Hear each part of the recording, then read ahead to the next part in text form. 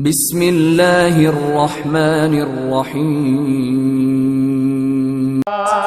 عزیز موکے دفن کرے گا اللہ تمو وقت حضور عیدو عزیز موکے دفن کرے گا اللہ تمو وقت حضور عیدو انہوں لتا فکر کیو ہے نظمو کھیو ضرور عیدو عزیز موکے دفن کرے اللہ تمو حضور عیدو عزیز موکے دفن کرے اللہ تمو حضور عیدو تمام کعبو کیو مٹن متاؤں من مٹی جاڑے مٹن متاؤں من مٹی جاڑے جنازو لٹے لہد میں ویات وی رنا سبے ویات وی رنا سبے چیوں تکے چار کل قبر تے چیوں تکے چار کل قبر تے پڑھو تموٹی نمور عیدو عزیز موکے دفن کرے گا اللہ تمو حضور عیدو عزیز موکے دفن کرے گا اللہ تمو حضور عیدو انہوں لتارے فٹی کیا ہے نظمو کھیو ضرور عیدو عزیز موکے دفن کرے گا اللہ تمو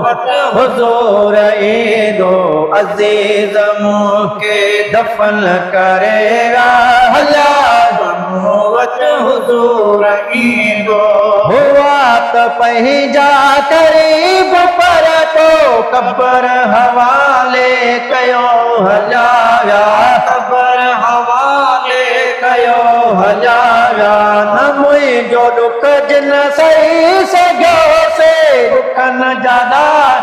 دیو ہلایا دکھن جادا جبیو ہلایا نکو بھی کم آئیو اتے ہے نکو بھی کم آئیو اتے ہے کم مچے محمد جو نور عیدو عزیز موکے دفن کرے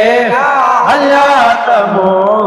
حضور عیدو عزیز موکے دفن کرے اللہ تمو حضور عیدو انہوں لتے فٹی کیو بلزمو کیو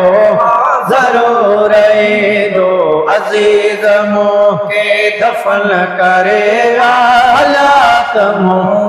حضور عیدو عزیز موکے دفن کرے اللہ تمو حضور عیدو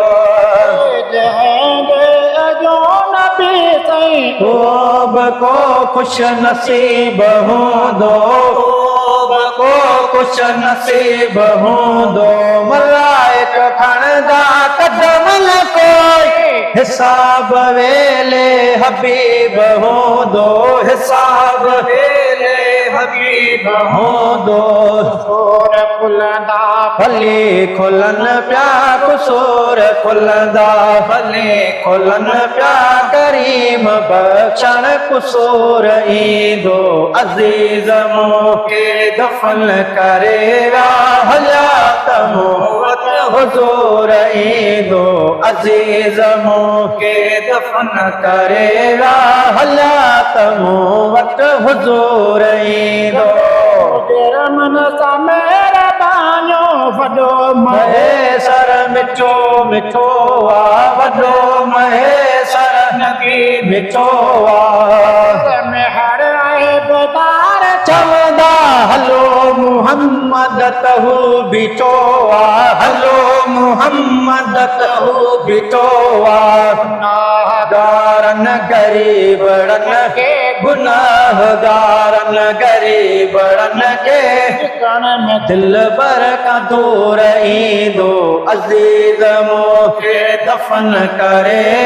हलात मोहत हुजूर ईंदो अजीज मोखे दफन करेगा हलात मोहत हुजूर ईंदो